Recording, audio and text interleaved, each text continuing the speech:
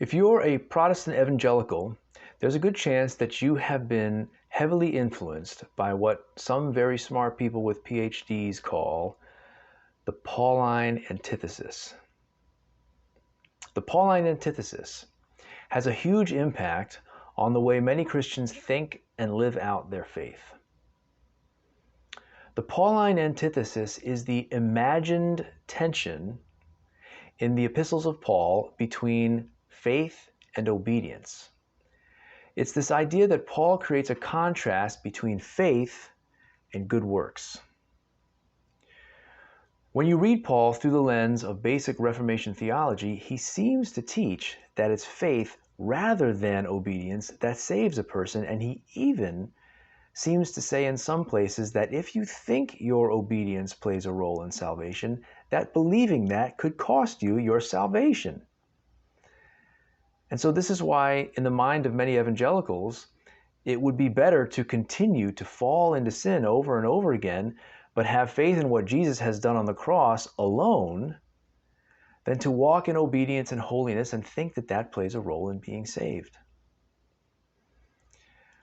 It's true that some evangelical Christians are really serious about obedience to Jesus, and they will insist that we must obey or we were never really saved.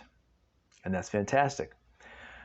But I find that, generally speaking, this idea that our actions play no role in our salvation, it tends to have a relaxing effect on people. It doesn't generally produce the kind of life that Paul lived and that his companions lived.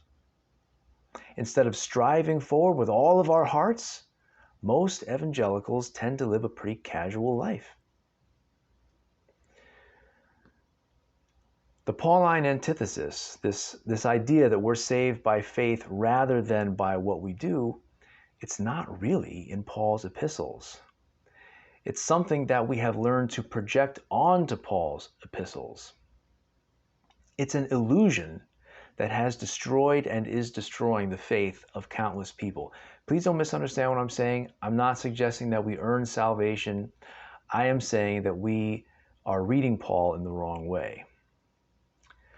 There is a contrast in Paul's epistles.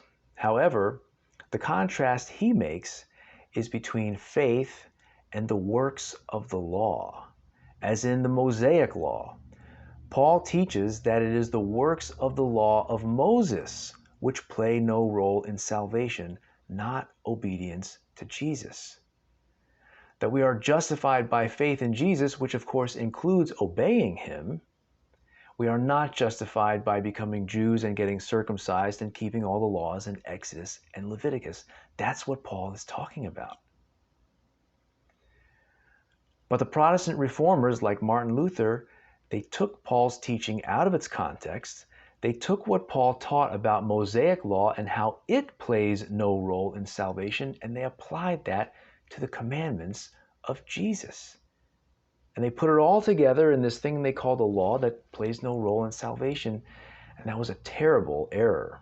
And now hundreds of millions of people have learned to read Paul in the wrong way, through the wrong lens, coming to very dangerous conclusions because of that. And this is not how the church understood Paul in the beginning. And it's my opinion that this is one of the most dangerous and destructive deceptions of church history, and that it's leading many people in the wrong direction. If you would like to watch a video in which I go into this some more and try to prove from Romans chapter 4 that what Paul says in many of his famous salvation passages is meant to be applied only to the Mosaic law and not to just anything that we do at all in obedience, please check out this video that should be appearing here. And if you would like to discuss these things, please let me know in a comment here on YouTube, or you can message me on WhatsApp at 207-749-1442. May God bless you always, and may he help us to follow Paul's example. That is, let's follow the Lord Jesus as though our lives depend on it, because they do.